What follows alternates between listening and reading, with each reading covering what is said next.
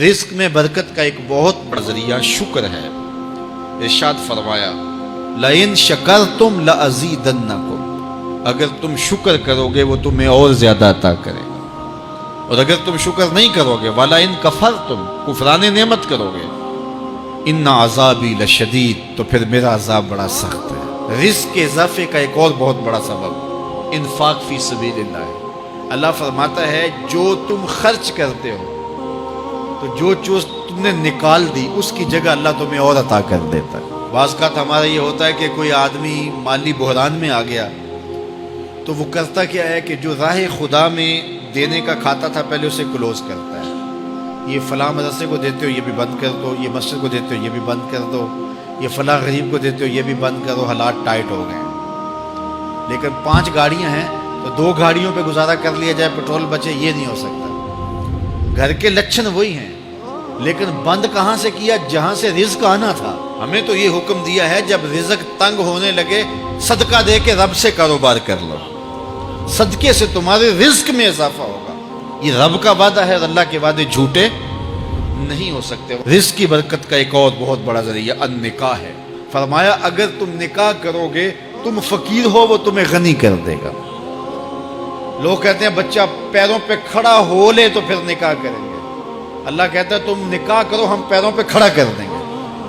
ہمارا فلسفہ اپنا ہے، اس کا حکم اپنا ہے۔ وہ کہتا ہے ابھی تو یہ اپنے لیے نہیں کماتا تو جو آئے گی اس کو کہاں سے کھلائے گا؟ میاں جس نے آنا ہے اس نے اپنا رزق لے کے آنا ہے۔ تو بچوں کی شادیاں کرو اگر وہ جوان ہو گئے، رزق نصیب ہو۔ اپنے اہل خانہ کو نماز کے حکم دینے سے رزق بڑھتا ہے، کیونکہ جو صبح کا وقت ہوتا ہے یہ رزق کے بٹنے کا وقت ہوتا ہے، اور جس گھر میں صبح کے وقت لوگ سوئے ہوئے ہوتے ہیں وہاں بے برکتیاں ہوتی ہیں۔ تو طلوع فجر سے لے کر کے طلوع آفتاب تک اپنی اولاد کو، بیوی کو، بچوں کو نہ سونے دیں۔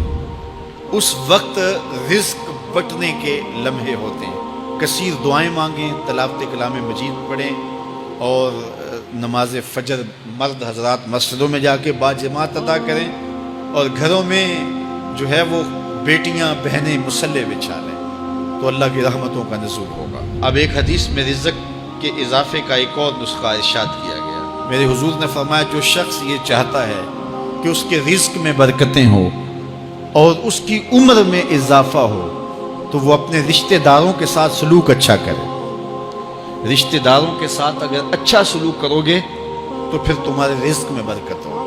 غریب ہیں تو ان کی مدد کرو، ان کی بیٹیوں کی شادیاں اپنے ذمے لے لو اگر اللہ نے آپ کو وسعت دی ہے، ان کی پریشانیاں بانٹ لو، ان کا قرضہ ہے تو اتارنے کی کوشش کرو، ان کو مشکلات سے نکالنے کی کوشش کرو۔ تم ان کو مشکلات سے نکالو گے اللہ تمہیں مشکلوں سے نکالے گا۔ تمہارے رزق میں بھی برکتیں ہوگی اور تمہارے مال میں بھی برکتیں ہوں۔ فرمایا بہتر صدقہ وہ ہے جو ناراض غریب رشتہ دار کو دیا جائے۔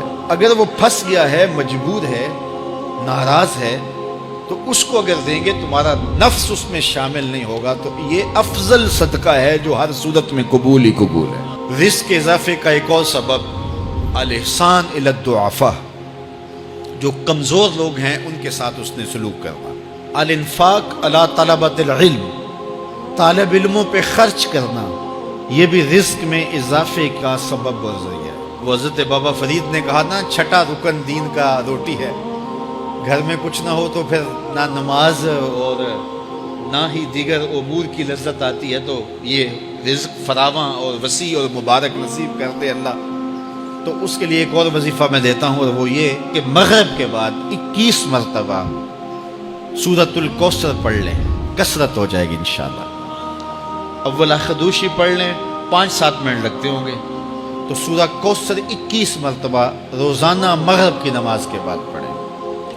اور اگر بہت زیادہ مسائل ہیں تو ہر نماز کے بعد پڑھ لیں، تو انشاءاللہ آپ دیکھیں گے کہ گھر میں برکتیں اترتی محسوس ہوں گی، انوار کا نزول ہوتے محسوس کریں گے۔